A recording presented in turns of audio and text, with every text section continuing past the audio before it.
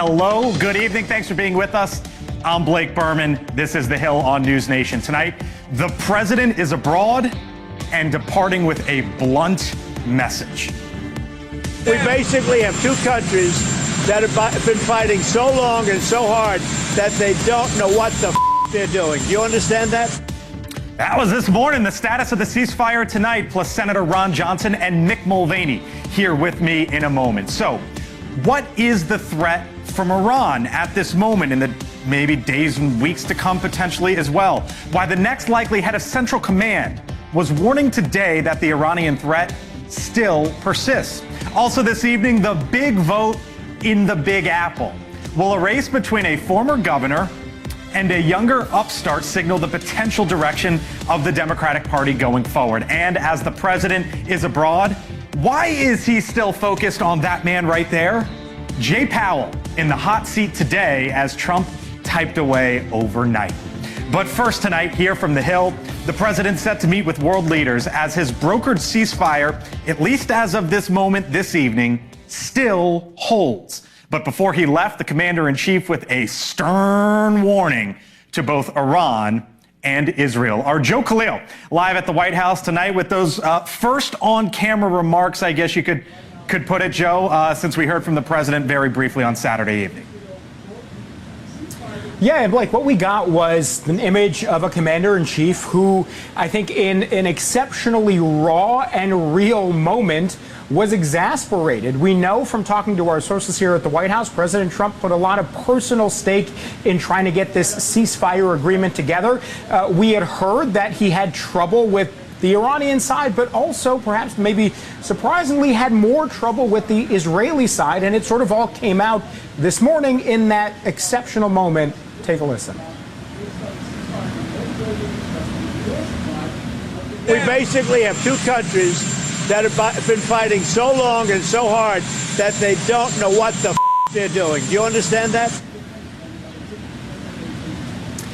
Now, Blake, there's reporting that President Trump, in his conversations with Prime Minister Netanyahu, got heated at times, that it was a very intense discussion as President Trump was urging, I think that's a nice word, nice way of saying it, Prime Minister Netanyahu to turn around the planes that were headed to Iran back to Israel and not to strike, or rather to stop the strike. So in the meantime, between now as I'm talking to you and that moment, there has been relative peace. President Trump hoping, as he's at the NATO summit now, that it continues. Our Joe Khalil live tonight on the North Lawn. Joe K., thank you, sir. Tonight, new satellite imagery from Iran's Fordo enrichment facility after Saturday's strikes. You see some of it there. It shows craters visible at some of the tunnel openings, along with the destruction of several buildings. This, as the White House, really the administration across the board, is pushing back on reports that claim that U.S. strikes on Iran did not destroy key components of the country's nuclear program and likely only set it back a few months. The Defense Secretary Pete Hegseth responding with a statement to NewsNation tonight, reading in part, quote, "Based on everything we have seen, and I've seen it all, our bombing campaign obliterated Iran's ability to create nuclear weapons. Anyone who says the bombs were not devastating is just trying to undermine the president and his successful mission," end quote. Up on Capitol Hill here in this town, though, Democrats running with those reports. Is it in fact the case that Iran's nuclear program has been completely and totally obliterated? There apparently are reasons to believe that that was a blatant misrepresentation made by Donald Trump. That there, the top Democrat in the House, Hakeem Jeffries, with us live. You see him in front of you. Ron Johnson, Republican senator from the state of Wisconsin. Senator, always nice to see you, sir. Thank you for being back with us here on the Hill. If you listen to the president and the secretary, they say it was obliteration. Tonight there are reports out suggesting otherwise, as I laid out, and the administration is pushing back on that.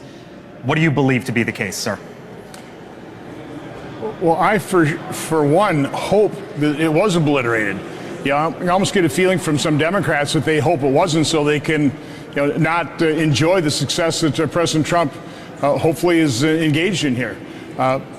Iran made themselves our enemy. They've been in war with us for decades. I feel sorry for the Iranian people. We have no beef with them. We have a beef with their regime that is the largest state sponsor of terror that we could not allow it to become a nuclear power. So I hope it was obliterated.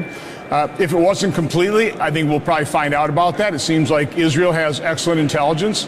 When do you think we know? I just hope the mullahs understand that. I don't know. I have no idea, but I hope the mullahs understand that President Trump is serious. He will not allow them to become a nuclear power, nor will Israel. And they have a path to rejoin the world community, stop being the largest state sponsor of terror, not threaten the rest of the world.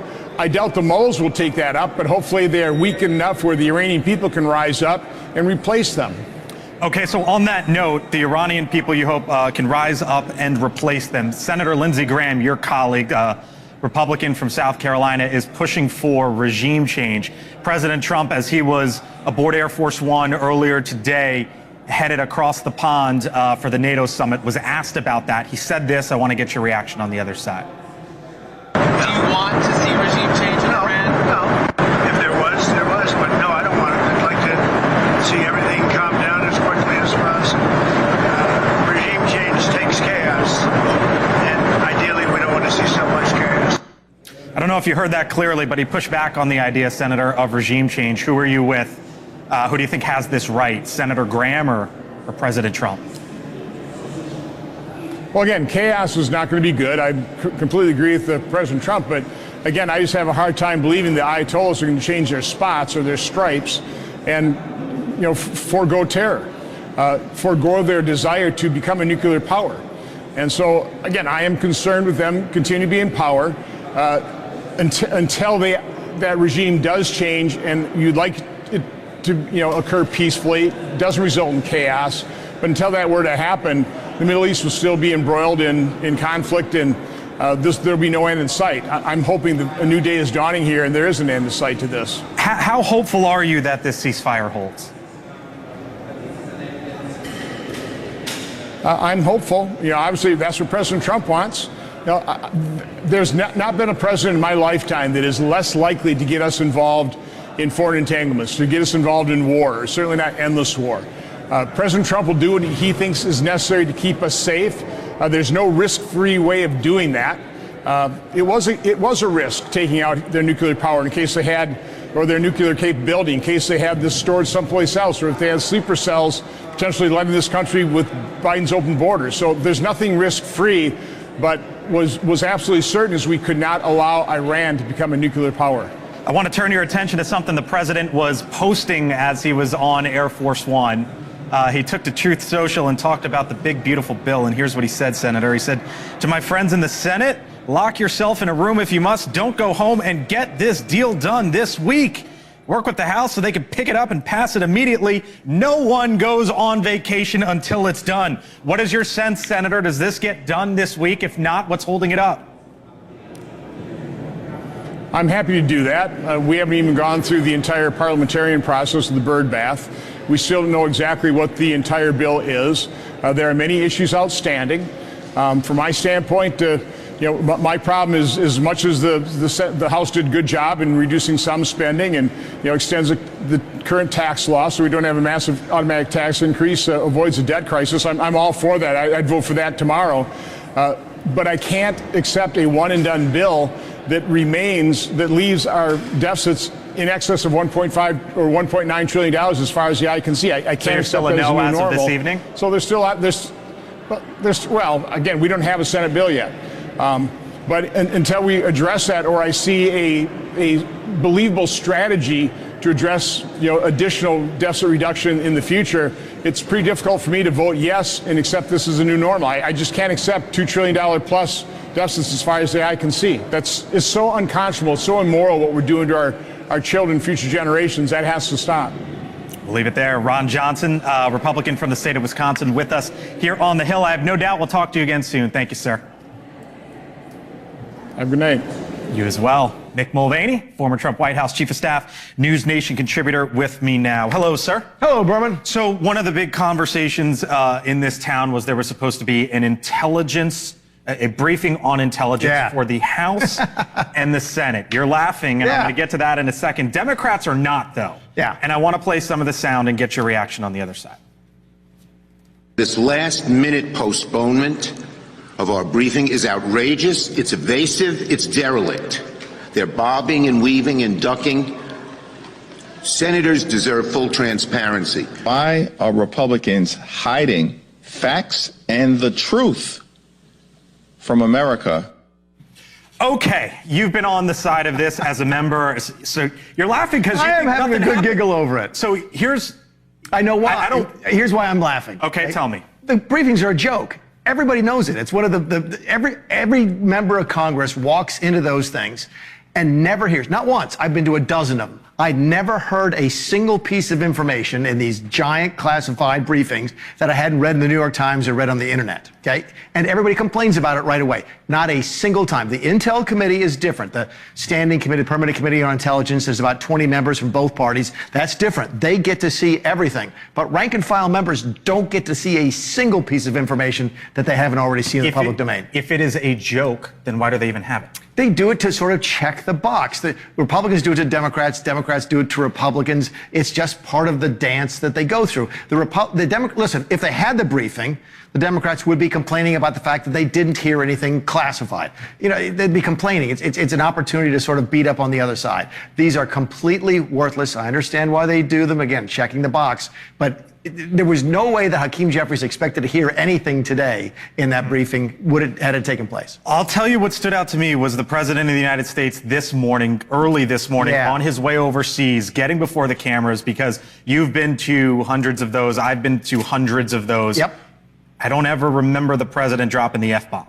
No. And that stood out to me because as I asked you, what happened that he walked out to the camera and that was his demeanor, that was his mood? What happened before then? You know, people talk like this. Adults talk like this, right? I snapped one out of bounds with a member guest this weekend and talked like this. You're not the president, though. Exactly. The president has never done this in public. Not a single time. This was different today. Okay. I saw frustration in levels of which I've not seen before. Frustration for what, you think? I don't know if he just got off the phone with somebody, just saw a piece of intel, just something didn't go right. That was an angry Donald Trump. You don't see that he very, very rarely loses his temper. He came close to it this morning. Real quick, Mick, on the issue of whether or not the sites are obliterated or whatever the adjective is that you want to ascribe to it versus only setting them back potentially, as there are reports tonight, for a few months. The administration is pushing back on that. From your perch, what stands out to you? Going to be a controversy for a period of time. Anytime there's a top secret report that's leaked out of the Pentagon into the press, which is what happened this afternoon, it will upset you, and it's going to drive a discussion about the deep state of the Pentagon and so forth. But it's only going to be an issue for a short period of time, Blake, because at some point we are either going to go back in and investigate these things as part of a peace deal. There's no way the Israelis are going to allow this. The sites. We will have our people on the ground at these sites, or military action will start again, one way or the other. Keep in mind, what's the one driving thing here for Donald Trump? There will not be a nuclear-powered Iran. And if there's any doubt about that, we're going back in. And the only way to remove the doubt is to let us go and see what the damage is. This will be a controversy, but only for a limited period of time. Mick Mulvaney, catch you later in the show. I'll be here. Thank you, sir. Appreciate it. Still much more ahead here on the Hill. A live look at New York City. Where are we looking in the Big Apple? Looks beautiful there. I wonder if it's Billionaires Row. I wonder if it's hotter there than it is here, because it's like 1 trillion degrees in this town. But we're showing you this picture because the Democratic primary for mayor is underway. What tonight's results could potentially mean for the entire Democratic Party, at least going forward. Is that one of the outcomes here? We'll see. Plus, we are live from Tel Aviv. That ceasefire as we stand here at 1:14 in the morning there, still on hold this evening. And as the president meets with world leaders at NATO, is one of his biggest foes actually right here at home? We'll explain. Thanks for being with us tonight. I'm Blake Berman. Back on the other side in 4 minutes. Catch you then.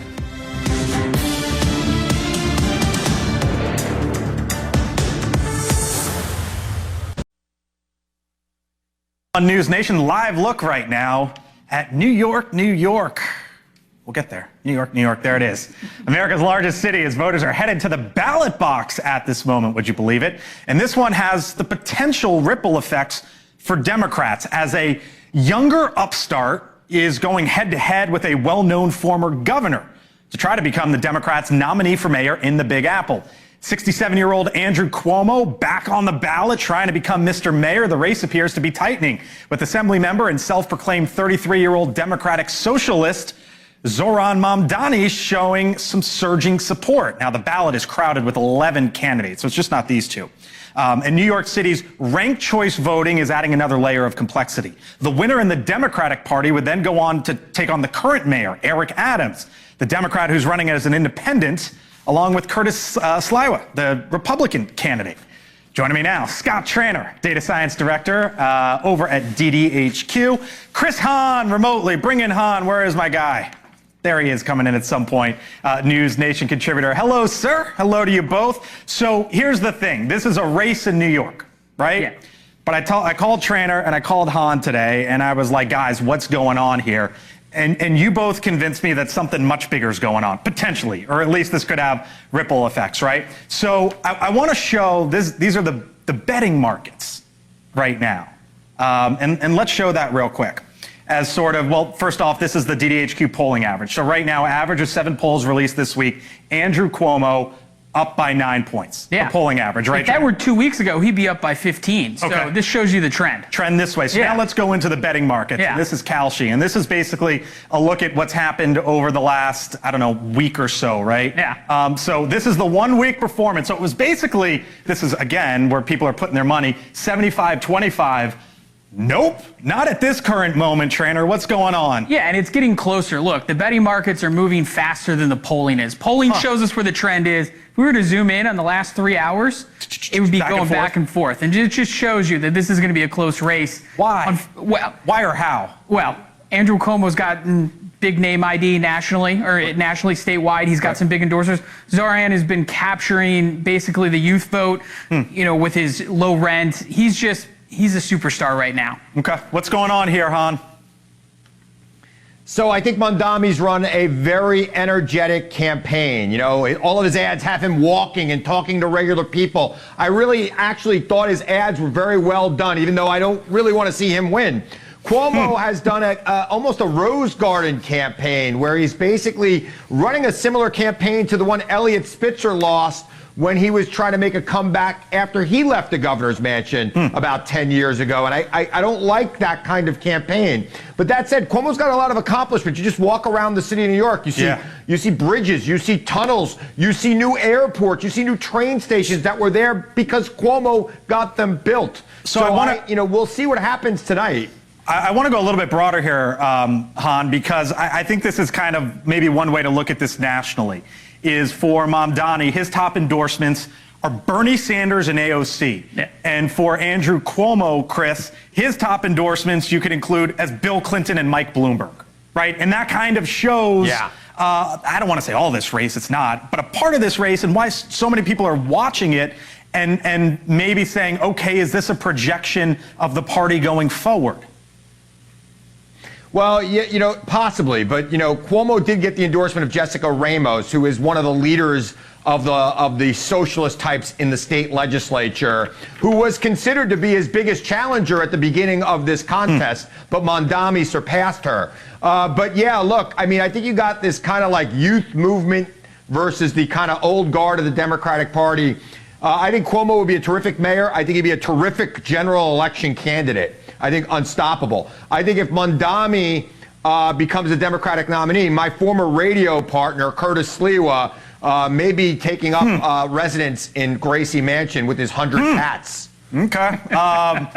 They've got this thing, ranked choice voting, right? So I mentioned there's tons of folks on the ballot tonight. What are you looking for? So basically, if anyone gets over 50, they win. Yeah. Right, but we don't think that's going to happen. I mean, we don't know, but we'll see. What do you think? What are you looking for here, Tranter? So here's the insider. What I'm looking for is if you want to see a Cuomo race projection tonight, he's got to be above 15. I don't think he's going to be above 15, Zohan. So we're looking at 15 more than 15 more. If we see it somewhere around 10, this could go a couple of weeks. Ranked choice voting, even though he's ahead, he may end up behind, and New York City is going to count this out over the next 2 weeks. So basically, over under 10 will tell you how long it'll be. Hahn, I'll give you the last word as you're the New Yorker. Real quick.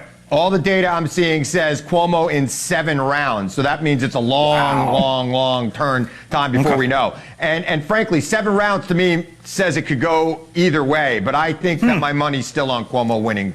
All right. Chris Hahn, thank you, sir. Data Science Director over at DDHQ, Scott Tranter. Appreciate it, guys.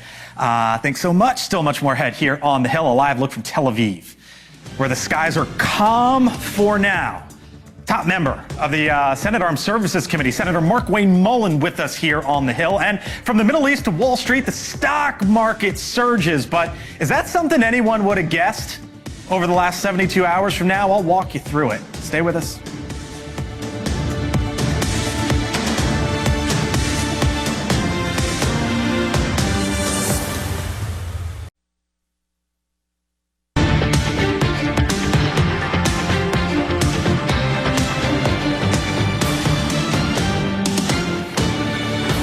Nearly nailed it to the second, 6:30 and 6 seconds past here in Washington. Thanks for being with us tonight here on The Hill. I'm Blake Berman. President Trump tonight is in the Netherlands attending the NATO summit just one day after brokering that ceasefire deal between Israel and Iran. But before heading abroad, he had these words for both countries.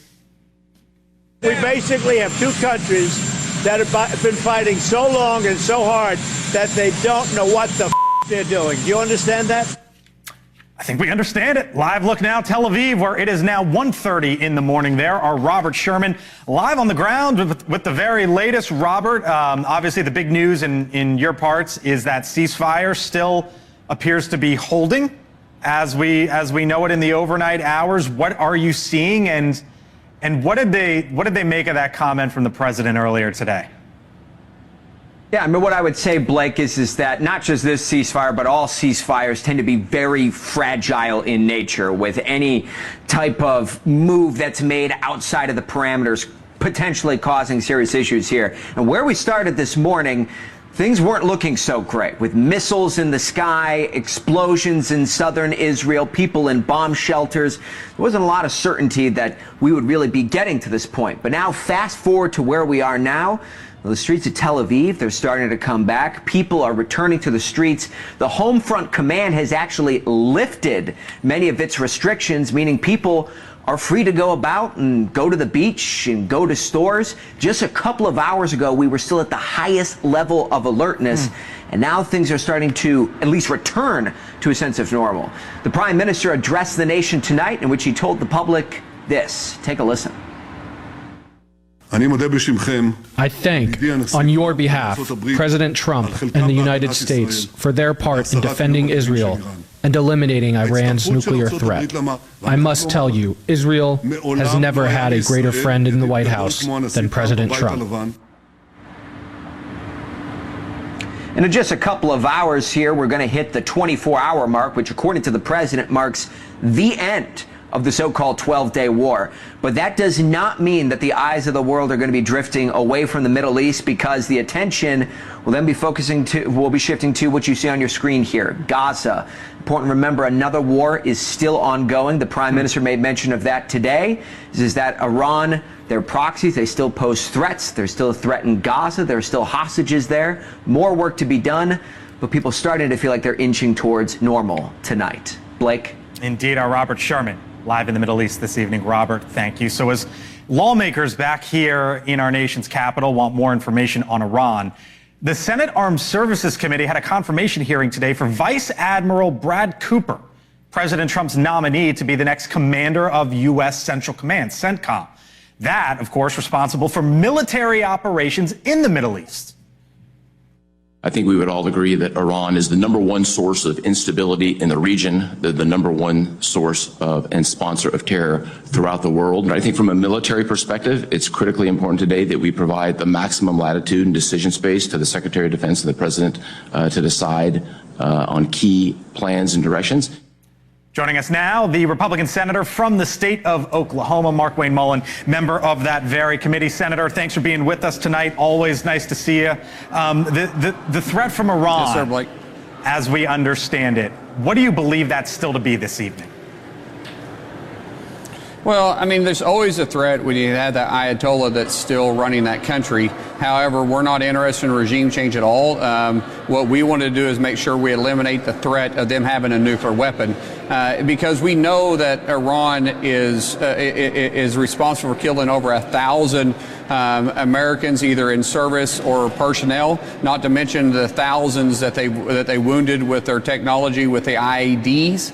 And so can you imagine nuclear armed Iran? It's no question that they're the #1 sponsor of terror around the world. So our goal and our objective the whole time was to knock out their nuclear facilities. That was Israel's goal. That was our goal. We've done that. And now if they try to rebuild it, we will do it again. However, the Iranian people at some point are going to have to make the decision, is the Ayatollah that brought in this reign since 1979, is this still the regime they want running the beautiful country of Iran? And that'll be a question that they will have to answer, but that's not our objective here.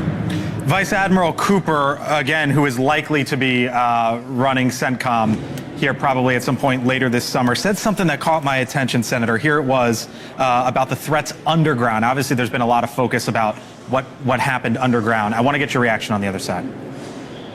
I think in the Central Command, and I think we would have to anticipate in the future globally, you're going to see threats begin to go underground, whether we're talking about Hamas, Hezbollah, the Houthis, the Iranians. Other adversaries are clearly watching and see where they can gain advantage. Is that the next phase with all this? Possibly, but to go underground is actually really expensive. And if Iran it continues to go after a nuclear weapon, if they want to go back down that road, they're going to find themselves in a financial crisis. Somebody's funding Hamas, somebody's funding the Houthis, somebody's funding the terrorist organizations around the world. Most of the time, they don't actually have a lot of income coming in. So if Iran doesn't have the ability to finance it, then it's going to be very difficult for them to be effective at so-called underground. There are the reports, Senator Mark Wayne Mullen with us tonight here on the Hill. There's reports that the strikes might have only delayed the Iranian nuclear capabilities by a few months, or maybe just past a few months. The White House, the Trump administration, is pushing back against that. The Defense Secretary Pete Hegseth, for example, giving NewsNation a statement in which he pushes back on that. How much of the Iranian capabilities do you believe were actually destroyed in these strikes? Well, I believe you're referring to a report that got leaked out prematurely by DIA, which is Defense Intelligence Agency. We haven't even done the assessment. We do know that we greatly crippled and wiped out their infrastructure. Now, what you didn't do was wipe out the knowledge. The Iranian regime has the knowledge to still build the system back, but they will not be able to rebuild what we destroyed. That network is off. Now, what they can do, Blake, is they can go back in and say, hey, this was vulnerable, this wasn't vulnerable. We thought Fordo was incapable of being destroyed. We put too much stock in that. Now we're going to diversify it and go more underground with it. We're going to, instead of having as many eggs in one basket, we're going to have 20 sites instead of 5 sites. All that is possible because, as I said, they still have the knowledge, but will they have the finances to be able to do that? Okay. That answer is likely no. Let me leave you with this. As the president was headed abroad, Senator, he took to Truth Social and typed out the following. He said, "To my friends in the Senate, lock yourself in a room if you must. Don't get home. Get the deal done this week." Speaking of the big, beautiful bill.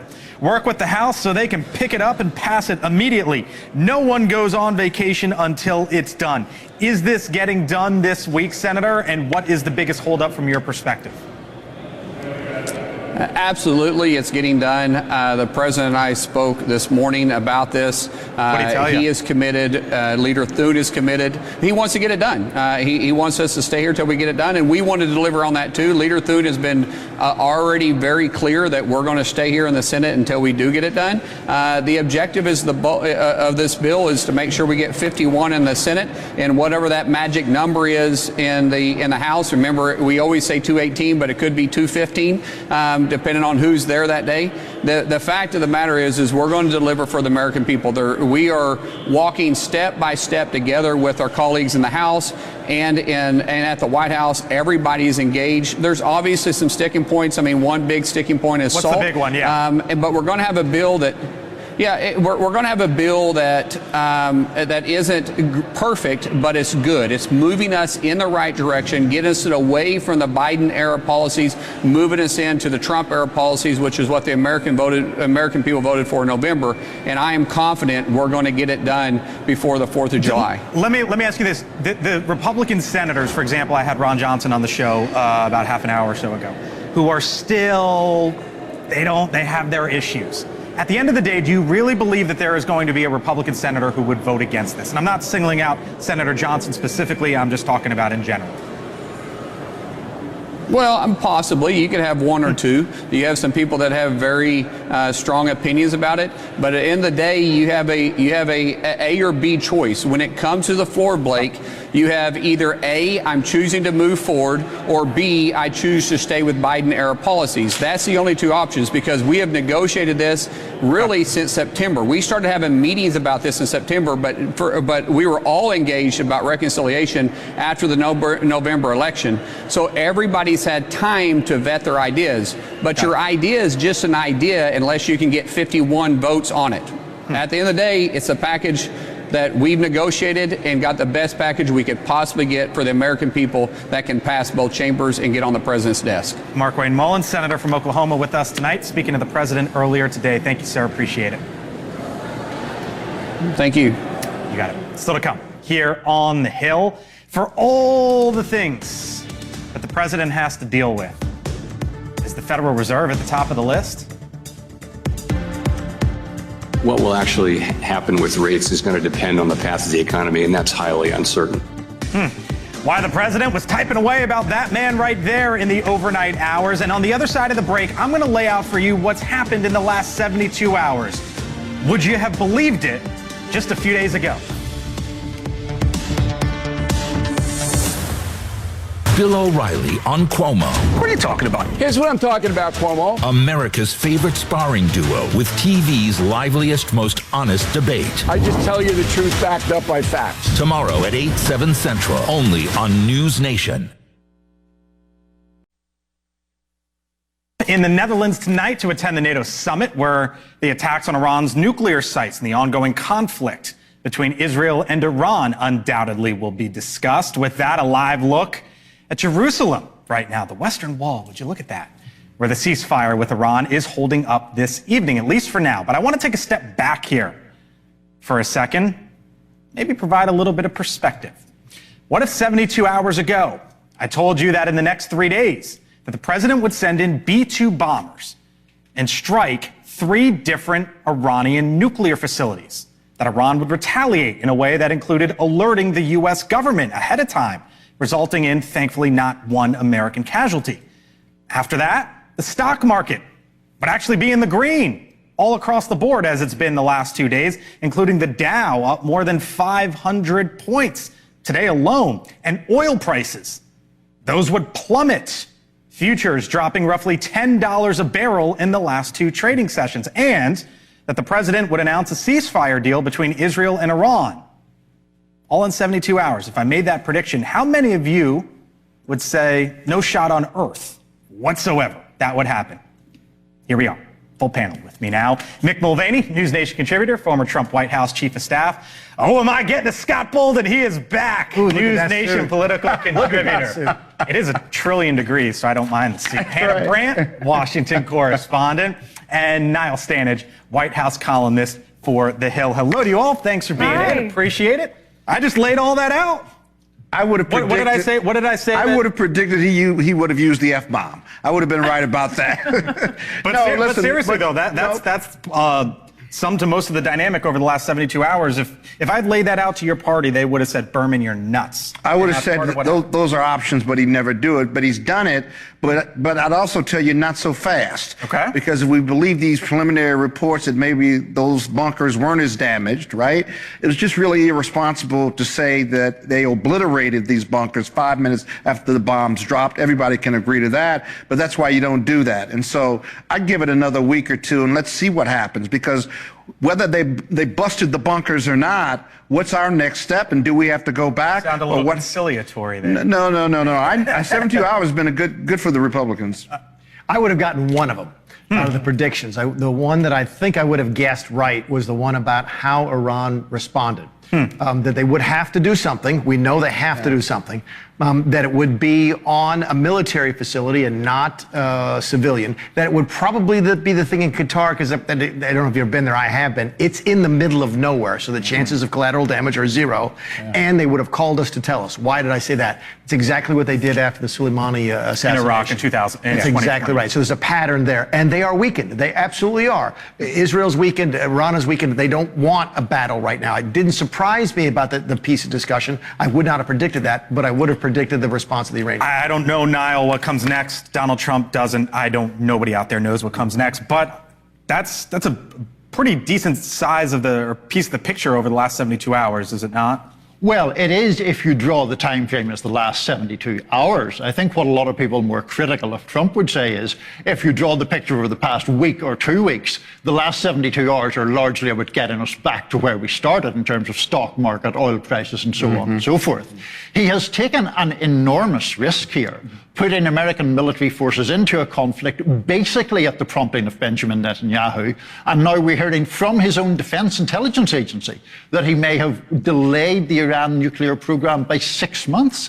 That's a pretty puny reward for the size of risk he took. Yeah, and to Niall's point, we've been hearing from lawmakers. They're very frustrated that they haven't seen a plan yet, right? Those briefings that were supposed to happen today got pushed back, and lawmakers say we have not gotten enough answers from the Trump administration on this. The important thing about the attack was not the success of the attack on the nuclear facilities. It was the bringing an end to the hostilities, and here's why I say that. The Americans are going to insist during this negotiation, as the Israelis are, on an end to the program. So you didn't have to end the program in the attack. What you had to do is drive the Iranians to the negotiating table to give it up voluntarily. And if they don't do that, Donald Trump will go back in again. He's motivated by one thing and one thing only. You want to drop 30,000 pound bombs on these bunkers where you think the uranium is. And by the way, we don't know whether the uranium is still there or not. You want to do that and use 50 planes to do this and mislead and do all that you've done, this whole operation. And you're saying that it wasn't necessary for them to destroy their nuclear capabilities? I thought the best line the administration put out was the line on Sunday. We're not at war with Iran. We're at war with the Iranian nuclear program. But then they talk about a regime change. The program will end as a result of this past 72 hours. Let me get in very quickly with my friend Mick's point here, because the argument that is made, that you're making, is Iran will take from this, we were bombed because we had a nuclear program, we must end it. To me, it is at least as plausible that the lesson Iran takes is we were bombed because we do not yet have a nuclear weapon. We don't go around bombing North Korea. We don't go around bombing Pakistan or Russia for that matter. And I think that's the danger in that argument. So, as the president, as NewsNation understands it, made the first go-ahead, basically authorizing this on Friday, you know what he was also doing? He was typing away at Jay Powell, and the chairman of the Federal Reserve. The presidency is a multifaceted job. I bring that up because you know who he was typing away at 1:32 in the morning today, calling very dumb and hard-headed as he was about to go, as the president was about to go abroad? Me. Not Mick Mulvaney. That's what I was going to guess. Nicer about adjacent things as well. And here was Powell earlier today. Roll it. All forecasters are expecting pretty soon that some significant inflation will show up from tariffs. Now, we can't just ignore that. He's still going after Powell, and that's the one person he can't fire. Yeah, and what I thought was really interesting is in that truth that he posted, he said, I hope Congress goes after him. Even Republicans didn't. It was a polite hearing, and as far as Capitol Hill hearings go, it was kind of boring, honestly. He can't. This is still gnawing at him, Mick. What are you watching for here? What I was watching for is the timestamp. 1:32 in the morning. That's why I wrote it down. Again, the man doesn't sleep. He sleeps from about 2 a.m. to about 6 a.m. And this is what he thinks about late at night. Again, if he's tweeting it or truthing at 1:30 in the morning, and he that's can't, 100% him. All right. Powell is his kryptonite. Yeah, well, He is his kryptonite. It just might be. We'll see. Thank you all. Appreciate it. Still Thank to you. come. Do you know what happened on this day 15 years ago? I'm going to tell you as it relates to Steve Jobs. My take is next. And coming up on Elizabeth Vargas Report, she'll be talking to someone who says that Iran's uranium is still hidden in those tunnels. She comes up 6 minutes away. My take, other side of the break. Stay with us.